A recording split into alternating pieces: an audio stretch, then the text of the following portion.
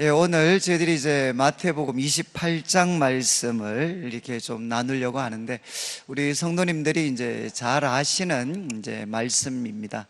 그러니까 한번 좀 상상도 한번 하시면서 오늘 말씀을 한번 들으시면 좋겠는데, 이제 1절부터 이제 10절까지는 예수님의 부활을 첫 번째 목격한 사람들, 그러니까 예수님께서 부활하셨다는 소식을 처음 들은 사람, 또 부활하신 예수님을 처음 목격한 사람들의 이야기가 이제 10절까지 이렇게 기록이 되어져 있습니다. 그래서 우리 1절 말씀에 보면 이제 시간적으로는 이제 안식 후 첫날이 되려는 이제 새벽입니다. 이제 새벽이 됐습니다. 그리고 이제 두 명의 여인이 등장을 하는데, 막달라 마리아, 우리 성도님들 잘 아시는 것처럼 원래 7 귀신이 들렸던 사람인데, 이제 예수님을 통해서 고침을 받았던 여인이 막달라 마리아입니다.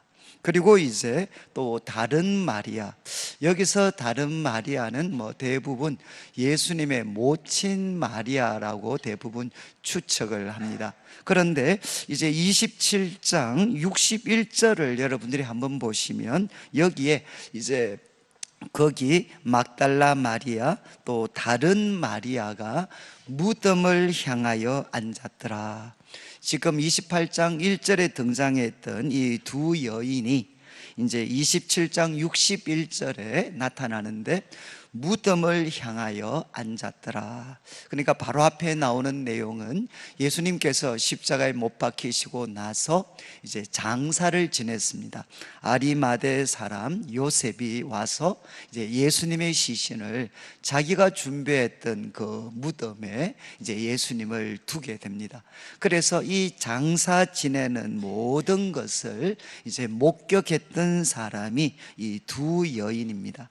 그리고 이제 56절에도 보시면 또 그 중에는 막달라 마리아, 또 야고보와 요셉의 어머니 마리아, 이거는 이제 보통 예수님의 모친이라고 이해를 하고, 그리고 이제 세베대 아들들의 어머니도 있었다. 여기는 장소가 어딘가 하면 십자가입니다. 십자가에서 예수님이 운명하셨을 때 그것을 이제 목격했던 여인들이라는 거죠. 그래서 28장 1절에 등장하는 이 두 여인은 결국 누군가 하면 예수님께서 십자가에서 운명하시는 것도 생생하게 보았고, 또 예수님을 이제 아리마대 사람의 그 무덤에 이렇게 장사 지내는 것도 이 두 여인은 생생하게 목격을 했습니다. 그리고 이제 이틀의 시간이 지났습니다. 이틀의 시간. 그리고 이제 우리로 말하면 주일 아침이죠. 오늘 새벽입니다. 새벽에 두 여인이 이제 무덤을 보려고 이제 달려가게 됩니다. 여러분, 이제 이 두 여인이 캄캄하죠. 지금 새벽이니까 그 캄캄한 새벽에 이제 예수님의 그 무덤에 달려갈 때 이 두 여인의 좀 마음이 어땠겠습니까?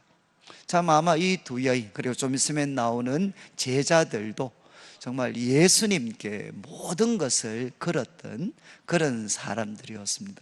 그런데 이제 예수님께서는 그들의 기대와는 이렇게 다르게 십자가에 이렇게 못 박혀 죽으셨습니다. 그러니까 그들이 예수님을 향해서 가졌던 기대와 모든 꿈은 사실 산산조각이 났습니다. 그런데 이제 이 두 여인은 예수님을 사랑했기 때문에 이제 예수님이 죽으시고 또 장사 지냈던 그곳까지 함께 했고, 이제 이틀이 지난 후는 또 새벽에 예수님의 몸에 향품을 바르기 위해서 이 무덤으로 이제 달려가고 있습니다. 그런데 2절 말씀에 보면 그때 놀라운 일이 일어나는 게, 큰 지진이 났습니다. 그리고 이제 주의 천사가 하늘로부터 내려오게 됩니다. 아마 우리 성도님들이 마태복음을 쭉 읽어보시면 1장과 2장에 주의 천사가 등장을 하게 됩니다. 주의 천사가 등장해서 이제는 마리아가 아이를 갖게 되고, 그리고 또 주의 천사가 요셉에게 찾아가서 내 아내 마리아를 데려오는 거 이제 주저하지 마라.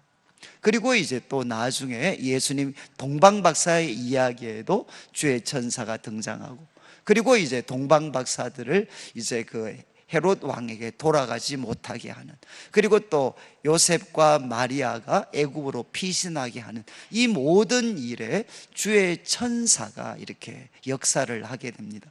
그리고 나서는 이제 주의 천사는 더 이상 나타나지 않습니다. 그러다가 이제 28장 이제 이야기의 마지막에 등장을 합니다. 주의 천사가 하늘로부터 내려와서 이제 무덤을 막고 있는 돌을 굴리고, 그리고 그 위에 앉아 있었습니다. 아마 이제 우리 성경에 대해서 조금 생소하신 분들은 아마 우리 한국의 장례 문화와 그리고 이 유대인의 장례 문화는 이렇게 많이 차이가 납니다. 우리는 땅에 매장을 하지만, 그러나 이제 이 유대인들은 이렇게 굴을 팝니다. 굴을 파서 그 굴에다가 이제 시신을 동여매 가지고 그 굴 안에 두고, 그리고 이제 큰 돌로 막아버리게 됩니다. 이것이 이제 유대인의 장례 문화입니다. 장례 문화.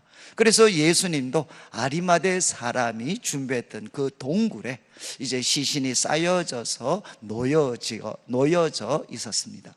자, 그런데 이제 주의 천사가 하늘로부터 내려와서 돌을 이렇게 굴리고 그 위에 앉아 있게 되는데, 3절을 보면 그 형상이 번개와 같고, 그리고 그 옷은 눈같이 휘었다, 이렇게 성경은 기록을 합니다. 그런데 이 모습을 보고 이제 4절에 지키던 사람들, 바로 우리 이제 27장 마지막에 보면 빌라도, 그리고 또 유대 지도자들이 와서 예수님이 하신 그 부활에 대한 말씀을 이야기하면서 경비병들 보고 잘 지켜라, 이렇게 특별하게 부탁하는 내용이 나옵니다. 그런데 이제 주의 천사가 하늘로부터 내려왔을 때 지키던 자들이 이제는 그를 무서워하여서 떨며 죽은 사람과 같이 되었습니다. 이때 5절 말씀에 이제 천사가 여자들에게 말을 합니다. 첫 번째 말은 너희는 무서워하지 마라. 그리고 너희가 여기 온 목적이 십자가에 못 박히신 예수를 너희가 찾는 줄 내가 안다, 이렇게 이야기를 한 다음에 이제 6절 말씀에 이제 놀라운 소식을 전해줍니다. 그런데 바로 그가 여기 계시지 않다는 것입니다. 그가 여기 계시지 않다. 그리고 그가 말씀하시던 대로 살아나셨다라고 증거해 줍니다. 여러분이 이제 제가 그 주보 3면을 보시면 이제 예침 문제지를 만들면서 2번 문제 참조라고 해서 이제 16장 21절부터 시작을 해서 20장 19절까지 여러 개의 성경 구절들이 기록이 되어져 있습니다. 이 구절들은 뭔가 하면 예수님께서 제자들에게, 예수님이 예루살렘에 올라가셔서 이제 지도자들로부터 버림을 당하고 능욕을 받고 십자가의 죽임을 당하고, 그렇지만 3일 만에 다시 살아나실 것에 대해서 예수님이 제자들에게 예고하셨던 말씀이 기록되어져 있습니다. 그러니까 예수님께서 말씀하시던 대로, 제자들에게 말씀하시던 대로 이제 예수님은 살아나셨다는 겁니다. 그러면서 이제 증거로 무엇을 제시하셨느냐? 와서 그가 누우셨던 곳을 보라. 그가 누우셨던 곳을 보라. 지금 막달라 마리아와 그리고 또 다른 마리아는 생생히 기억하고 있습니다. 바로 그 자리에 예수님의 시신을 바로 놓았었는데, 그 누우셨던 곳을 보니까 이제 예수님은 온데간데 없으시고 그 자리가 비어져 있었습니다. 여러분, 이제 예수님의 그 부활, 예수님의 부활에 가장 명백한 증거 중에 하나가 뭔가 하면 바로 빈 무덤입니다. 빈 무덤. 아마 우리 성도님들이 상식적으로 이거는 아셔야 됩니다. 예수님이 부활하셨는데 사람들이 이야기하죠. 증거가 있냐, 증거가. 그러면 이제 또 우리 성도님이 머리 긁으시면서 나도 잘 모르겠는데 이게. 근데 믿으라 그러니까. 여러분, 이제 예수님 부활의 가장 명백한 증거 중에 하나는 바로 빈 무덤입니다. 여러분, 이것만 다르게 설명해 버리면 바로 오늘로 기독교는 이제 역사 속에서 사라질 수가 있습니다. 무슨 말인가 하면 바로 예수님의 그 무덤이 비어져 있습니다. 그러면 예수님이 부활하신 것이 아니라면, 예수님이 부활하신 게 아니라면 결국 두 가지 경우가 존재하게 됩니다. 첫 번째는 뭐냐? 예수님이 안 죽으신 거죠. 십자가에 이제 못을 박히셨는데, 물과 피를 다 흘리셨는데 예수님은 죽지 않으셨다는 겁니다. 그래서 십자가에서 이제 내려왔고 예수님을 똘똘 이렇게 샀는데, 그래서 죽었는 줄 알고 장사 지냈는데 죽은 것이 아니라 예수님이 졸도하신 거라는 겁니다. 이게 이제 졸도설이 있어요. 졸도설이. 그래서 여러분, 만약에 졸도하신 거라면 한번 생각해 보십시오. 그 무덤이 비어 있다. 여러분, 지금 예수님께서 그러면 졸도하셨다면 온몸에 이제 참 이렇게 피를 다 흘리시고 물을 다 쏟으시고, 그리고 날씨가 그게 차니까 예수님 정신 차리셨다.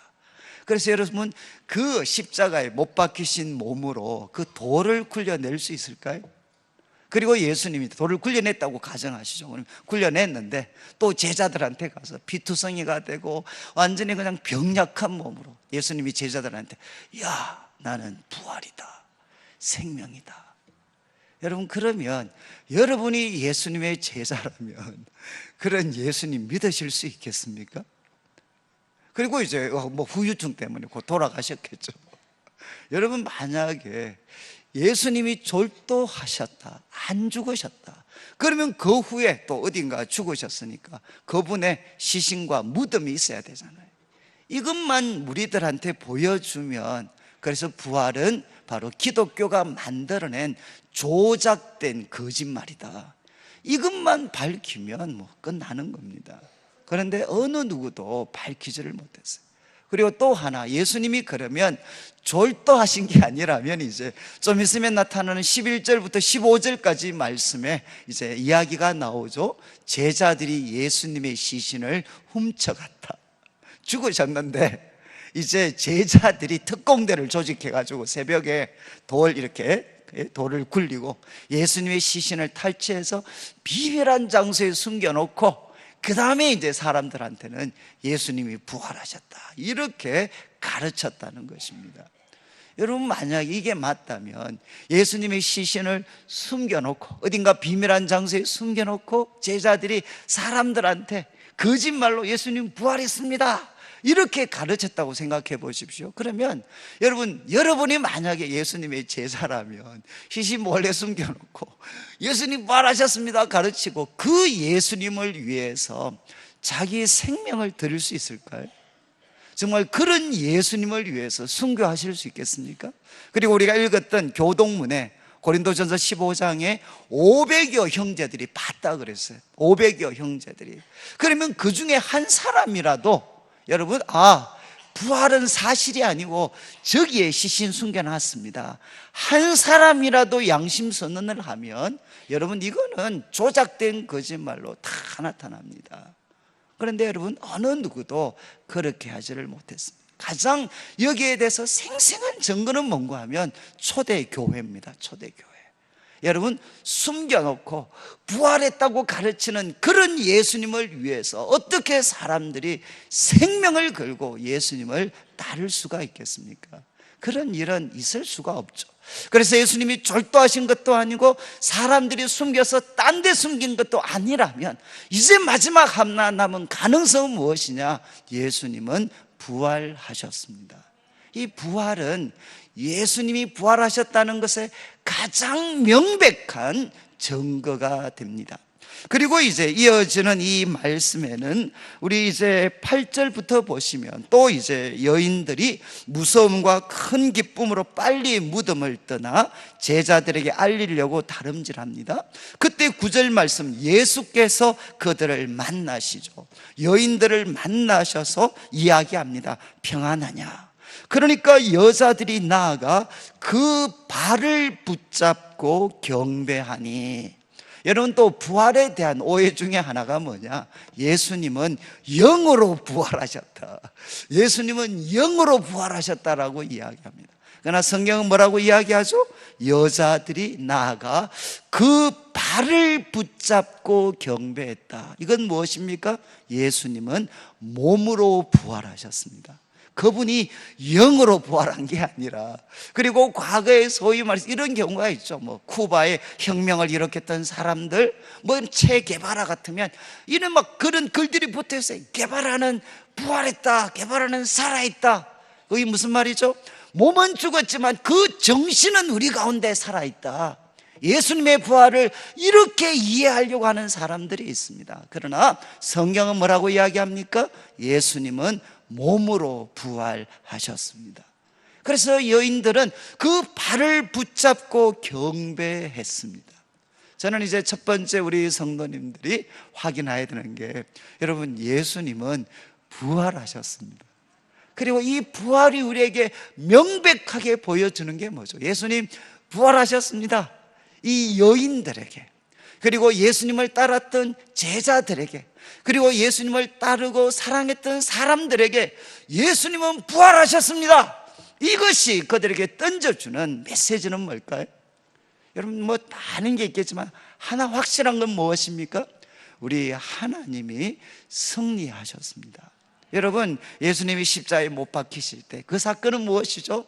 악이 승리한 것입니다. 결국 하나님의 아들이라고 기대했던 그 예수님도 인간의 악을 이기지를 못했습니다. 예수님은 십자가에서 무기력하게 못 박히셨죠. 그래서 우리가 예수님을 향해서 가졌던 모든 꿈은 산산조각이 났습니다. 그리고 세상은, 그리고 악의 권세들은 기세가 등등하죠. 우리가 이겼다는 것입니다. 그러나 예수님의 부활이 우리에게 보여주는 게 무엇입니까?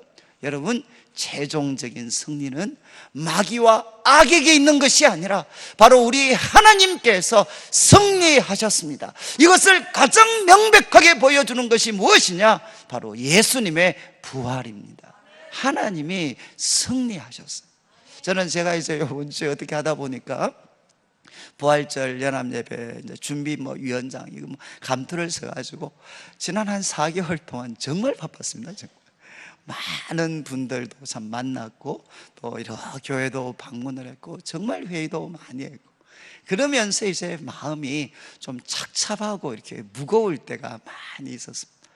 참 대구교회 긍정적인 부분도 많이 있지만 참 우리들의 그 연약함, 또 영적인 침체, 그리고 이단들이 얼마나 득세하고 있고, 그리고 교회는 참 무기력해 보이는 참 그런 어떤 모습들이 참 제 마음을 많이 힘들게 했습니다.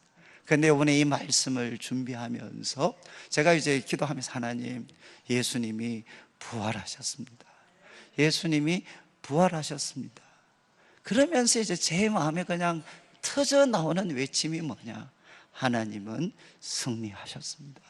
하나님, 바로 예수님이 부활하셨고 하나님이 승리하셨음을 나타내 보이셨기 때문에 하나님, 주님의 몸된 교회도 승리할 것을 믿습니다.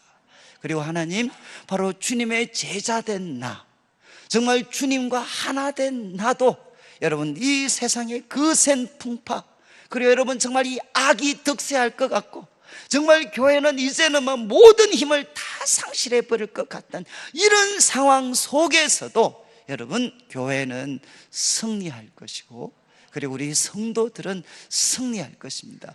이것을 우리에게 확정시켜주는 사건이 무엇이냐? 그것은 바로 예수님의 부활입니다. 여러분, 예수님은 부활하셨고 하나님이 승리자이십니다. 자, 그런데 이제 이 말씀에서 특별히 마태복음에서 가장 특징적인 것은 여러분이 이제 그 7절을 한번 보시면 이거는 주의 천사가 이제 여인들에게 했던 이야기입니다. 여인들에게 자, 예수님의 부활을 그들에게 정언하시고 7절에 이제 명령을 합니다. 야, 빨리 가라. 빨리 가서 그의 제자들한테 이거 알려줘라. 내용은 그가 죽은 자 가운데서 살아나셨다. 여러분, 그가 죽은 자 가운데서 살아나셨다. 이 부활의 기쁜 소식을 제자들에게 알려줘라. 그런데 그 다음 말씀이 아주 인상적입니다. 살아나셨는데 너희보다 먼저 갈릴리로 가실 거다. 너희보다 먼저 갈릴리로 가시나니 거기서 너희가 배우리라. 바로 갈릴리에서 너희가 부활하신 예수님을 볼 것이다. 보게 될 것이다. 이렇게 말씀을 하셨습니다. 그리고 이제 10절 말씀을 보시죠. 10절 말씀에는 부활하신 예수님께서 이제 친히 또 여인들에게 말씀하십니다. 여인들이 예수님의 발을 붙잡고 경배했을 때 예수님께서 10절에 무서워하지 마라. 그리고 여인들에게 당부합니다. 가서 내 형제들에게. 저는 참 이 표현이 정말 가슴이 뭉클했어요. 왜냐하면 앞에서 나왔던 이 7절 말씀에 천사는 여인들 보고 뭐라고 이야기했느냐? 그의 제자들에게 이야기해라. 그의 제자들이다. 이렇게 불렀는데 부활하신 예수님께서는 뭐라고 했느냐? 무서워하지 마라. 가서 내 형제들에게, 내 형제들에게 뭐라고 하는가 하면 갈릴리로 가라고 해라. 갈릴리로. 그리고 거기서 나를 볼 것이다. 이렇게 부활하신 예수님께서 여인들에게 이제 제자들에게 가서 이 이야기를 들려주라는 겁니다. 갈릴리로 가라. 거기서 나를 볼 것이다. 그리고 이제 16절을 보시면 11 제자가 갈릴리에 가게 됩니다. 이제 예수님, 여인들을 통해서 전달되어진 예수님의 명령에 순종해서 갈릴리로 가게 됩니다. 그러니까 아무리 짧은 길로 가도 이제 이 예루살렘에서 갈릴리로 가려면 3일 이상의 시간을 걸어가야 됩니다. 여러분, 이제 갈릴리로 가서 그리고 예수께서 지시하신 산에 이르게 되고 그리고 17절 예수를 배웠고 경배하게 됩니다. 여러분, 참 인상적이지 않나요? 이 마태복음은 유달리 계속해서 어디를 강조하느냐? 갈릴리를 강조합니다. 주의 천사도 여인들한테 예수님이, 부활하신 예수님이 먼저 갈릴리로 가신다. 거기서 볼 거다. 그리고 또 예수님이 직접 여인들에게 이야기합니다. 나의 형제들에게 갈릴리로 가라고 해라. 내가 거기서 나를 볼 것이다. 그리고 이제 제자들은 이 예수님의 명령에 순종해서 어디서 만나느냐? 갈릴리에서 예수님을 만나게 됩니다. 여러분, 질문이 생기시지 않나요? 아니, 예루살렘에서 끝내시지. 예루살렘에서 끝내시지. 왜 지금 갈릴리로 가라고 하셨을까? 거기서 부활하신 예수님을 만나겠다. 이렇게 말씀하셨을까? 여러분, 우리가 추측할 수 있는 것은 당시 이제 예수님이 부활하셨을 때 그때 제자들의 상태는 어떠했겠습니까? 여러분, 제자들의 상태는 어떠했겠습니까? 바로 이틀 전에 예수님께서 십자가에 못 박혀 죽으셨습니다. 그런데 제자들 중에 한 사람도 끝까지 예수님을 따라간 사람이 없습니다. 여러분, 그렇게 자신만만했던 바로 베드로는 3번이나 부인을 했습니다. 그리고 또 이제 남은 제자들도 목자를 치니 양들은 흩어질 것이다 라고 예수님이 말씀하실 때 우리는 그렇지 않을 겁니다. 우리는 절대로 예수님 버리지 않습니다. 그렇게 큰 소리 쳤던 제자들 다 예수님 떠나갔습니다. 여러분, 제자들은 실패했죠. 그리고 그들은 깊은 낙심 가운데 있었습니다. 예수님에게 그렸던 꿈은 산산조각이 났고, 그리고 거기에다가 그들은 예수님을 따르는 일에 철저하게 실패를 했습니다. 그런데 이제 여인들을 통해서 놀라운 소식을 듣게 되는 거죠. 예수님이 부활하셨다. 그리고 또 이야기하십니다. 야, 예수님이 먼저 갈릴리로 가시니까 너희들도 거기서 와서 나를 볼 거다. 이 예수님의 소식을 듣고 여러분, 갈릴리로 그들이 걸어갈 때 그 마음에 어떤 생각들이 있었겠습니까? 한편으로는 후회, 낙심, 그리고 막 어떤 혼란이 생기겠죠. 그렇지만 다시금 갈릴리로 그들이 걸어가면서 여러분, 예수님을 처음 만났을 때 생각했지 않겠습니까? 정말 그들의 삶에는 어떤 목적도 어떤 희망도 없었는데 그 보잘것없는 자기들을 예수님이 불러주시고, 그리고 또 그들에게 깊은 사랑을 나타내 보여주시고 가르쳐 주시고 함께 동거동락하면서 병들고 약한 사람들 치유하고 고치고, 그래서 이 갈릴리는 어떤 곳이냐? 예수님을 뜨겁게 사랑했던 곳이고 예수님의 부르심에 순종했던 곳이고 예수님과 함께 사람들과 하나님의 나라를 섬겼던 그곳이 어딘가 하면 바로 이 갈릴리였습니다. 그러면서 그 갈릴리로 걸어가면서 과거에 예수님과 나누었던 깊은 사랑, 예수님과 함께 일했던 그 기억들이 그들 마음속에 다 살아났지 않겠습니까? 그러면서 이제 두려움 가운데 부활하신 예수님을 만났을 때 예수님은 어떻게 하셨죠? 그들을 꾸중하거나 책망하신 것이 아니라 바로 십자가에서 그분의 생명을 들이셨던 그 사랑으로 바로 이 제자들을 용서해 주시고 위로해 주시고 격려하시고 세워주시는 일을 예수님께서는 갈릴리에서 하시게 됩니다. 저는 여러분, 제가 만약에 부활하신 예수님이라면 전 누구 찾아갔을까요? 여러분이 부활하신 예수님이라면 누구 찾아갔겠습니까? 저는 바로 이 대제사장하고 이런 인간들 찾아가서 한방 집앞고 좀 지근지근 한번 밟아버리고 싶은, 예? 그리고 이제 이 빌라도 같은 애들한테 한번 찾아가서 있잖아요. 한번 나타나서 야, 봐라.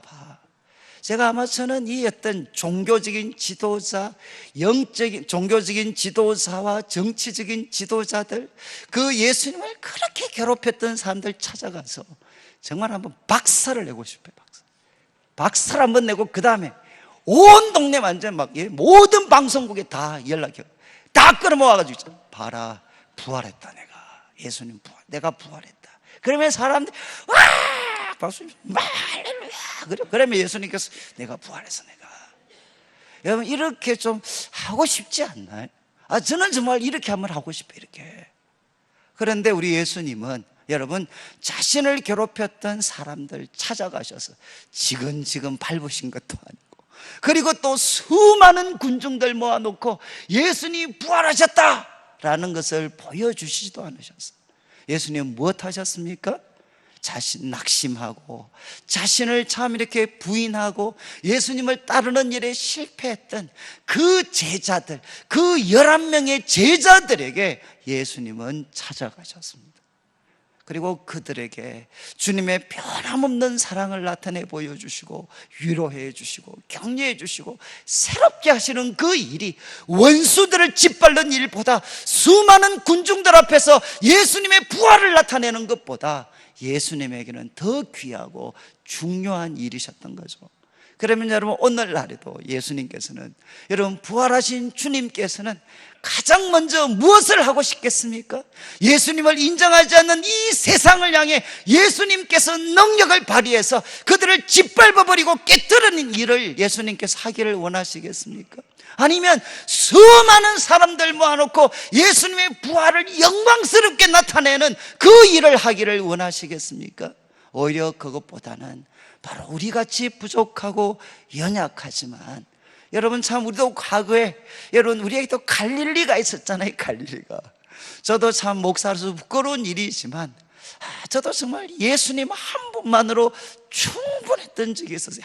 예수님 한 분만으로 내 삶에 어떤 실패가 있다 할지라도, 남들이 뭐라고 한다 할지라도 내 속에 예수님 한 분이 계시기 때문에 정말 아무것도 바랄 것이 없었다. 정말 예수님 한 분만으로 충분하고, 그분이 들려주시는 사랑의 음성을 듣고 그분의 뜻에 순종하는 것, 이것만으로 내 삶이 충만하고 영광스러웠던 저에게도 갈릴리의 기억이 있습니다. 그러나 이제 시간이 지나면서 그런 감격, 그런 아름다움, 그런 순결함들은 다 사라지고 이 세상에 묵은 그런 찌든 때들이 우리들의 영혼과 삶을 다 더럽히고 있죠. 여러분, 저는 우리 성도님들도 어떠신가요? 여기에 계신 분들 다 갈릴리가 있잖아요. 주님을 참 사랑했던, 그리고 주님과 함께 했던, 그리고 주님과 함께 일을 했던, 더 이상 우리들의 삶에 부러운 것이 없었던, 예수님 한 분만으로 충분했던 그 갈릴리가 우리들의 삶에도 있었습니다.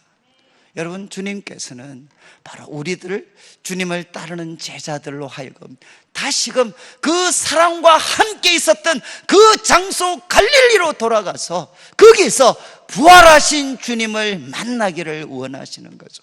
그래서 우리가 회복이 되고, 하나님이 이런 우리들을 변함없이 사랑하시고, 우리를 변함없이 귀하게 여기시고, 우리를 치유하시고 회복시키시고 용서하시고 주님의 능력으로 사로잡아 주시는 그 일을 주님께서는 악한 자들을 멸하는 것보다, 수많은 군중들에게 자신을 나타내는 것보다 예수님은 이 일을 하기를 원하십니다.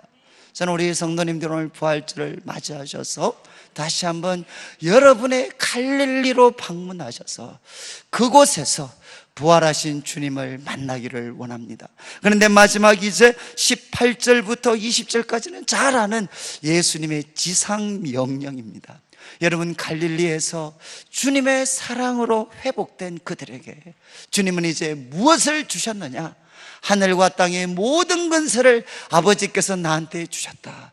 그러니까 너희는 가서 모든 족속으로 제자를 삼아라. 내가 그리고 아버지와 아들과 성령의 이름으로 세례를 주고 내가 너희에게 분부한 모든 것을 가르쳐 지키게 해라. 여러분, 정말 예수님께서는 이 보잘것없는 제자들에게 무엇을 맡기셨죠? 어울리지 않는 바로 세상을 바로 이 제자들에게 맡기셨습니다. 모든 민족, 유대도 감당할 수 없는 이들에게 예수님은 모든 민족으로 제자를 삼아라. 아버지와 아들과 성령의 이름으로 세례를 줘서 그들이 하나님과 관계를 맺는 사람이 되고, 예수님께서 분부한 모든 것을 그들에게 가르쳐서 그들로 하여금 지키는 사람이 되게 해라. 예수님은 세상을 그들에게 맡기셨습니다. 저는 여러분, 참 우리들에게 이런 변화가 한번 있으면 좋겠습니다. 제가 요즘에 이제 쭉 이렇게 여러 교회를 방문하면서 정말 여러분, 얼마나 이단들이 득세하고 있는지, 여러분 참 이렇게 대학교도 그리고 도심에 한번 나가 보십시오. 전도하는 사람은 제가 볼 때는 95%는 다 이단들입니다. 복음 전하는 일, 여러분 우리 교회가 감당해야 될 가장 중요한 복음 전하는 일, 그 일을 누가 장악했느냐? 여러분, 바로 이단들이 장악을 했어요. 우리 교회는 정말 무기력합니다. 여러분, 대구 교회가 참 무기력한 게, 제가 지금 우리 부목사님들 한번 작년에 우리가 뽑으려고 광고를 냈는데, 그리고 저희 교회는 그래도 대구에서 나름대로 지명도가 있습니다. 저는 막 추천, 이렇게 막 이력서 이렇게 쌓여가지고 제가 이렇게 골라서 이 재미를 한번 맛보려고 했는데 안 오더라고요. 안 와요. 그래서 이게 이상해. 기다려도 또 연장을 해도 안 와요. 그래서 한번 사적으로 물어봤는데 왜 안 오냐? 그러니까 이제 하나같이 하는 말이, 대구는 안 갑니다. 그래서 왜 대구를 안 가냐? 대구는 대고요 아니냐? 이렇게 이야기했는데 애들이 하는 말이, 목사님, 대구는 목회자들의 무덤 아닙니까? 무덤. 혹시 아시나요? 대구는 목회자들의 무덤입니다.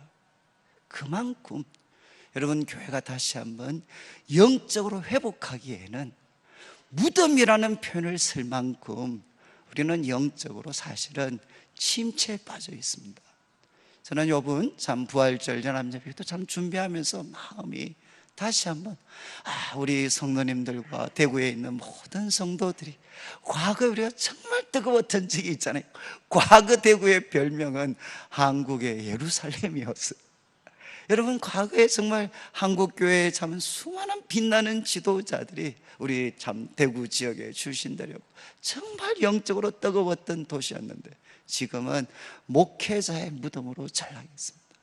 저는 한번 이번 부활절을 맞이해서 그리고 또 이 부활절 연합 예배를 통해서 저는 우리 성도님들과 대구 지역의 모든 성도들이 다시 한번 우리가 영적으로 뜨거웠던 그 갈릴리에서 부활하신 주님을 만나고 바로 부활하신 주님이 우리 성도들을 향해서 모든 민족을 제자로 삼는 일을 맡기셔서 다시 한번 저는 우리 성도님들의 삶에 놀라운 영적인 부흥이 있고 우리 교회가 부흥될 뿐만 아니라 정말 우리 성도들이 하나가 되어서 대구와 민족과 열방을 예수 그리스도의 복음으로 섬기는 정말 사도행전에 나타났던 놀라운 그 영적인 부흥이 이 땅과 우리 성도님들 가운데 펼쳐지게 되기를 주님의 이름으로 축원합니다.